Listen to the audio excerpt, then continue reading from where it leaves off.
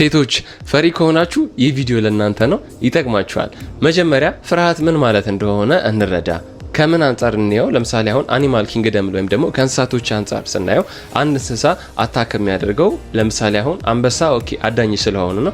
ልክ ለምሳሌ ግን አሁን እባብን እንውሰደው። እባብ ትፈራላችሁ ብዙዎቻችሁ፣ ግን እባብ እናንተን ቀጥታ መጥቶ አታክ አያደርጋችሁም ደግሞ አያጠቃችሁም እናንተ ካልሄዳችሁበት ማለት ነው። ስለዚህ እባብ አሁን ለምሳሌ ሲፈራ ወይም ሲደነግጥ ምንድነው የሚያደርገው? ቶሎ እንዲፈነጠርና ይናደፋል። ከዛ ሲናደፍ ደግሞ መርዝ ይረጫል። ያ መርዝ ደግሞ እንስሳውንም ደግሞ እኛን ሰው ይጎዳናል ማለት ነው። ስለዚህ ቀጥታ ሲፈራ እባቡ ራሱን ፕሮቴክት አደረገ ጠበቃ።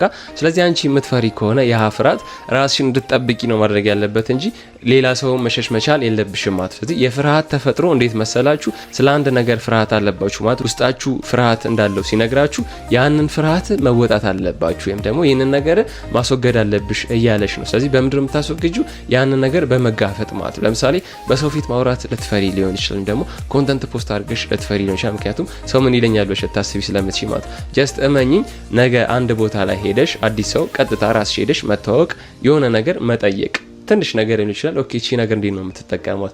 እባክህ እርዳኝ ደግሞ እባክሽ እርጂኝ ብለሽ መጠየቅ። ሁለተኛ ደግሞ የቪዲዮን ደግሞ ቀጥታ ድራፍትሽ ላይ ሴቭ ያደረግሽውን ቪዲዮ ፖስት ማድረግ። ፖስት ታረጊ 200 300 ቪው ይታያላ።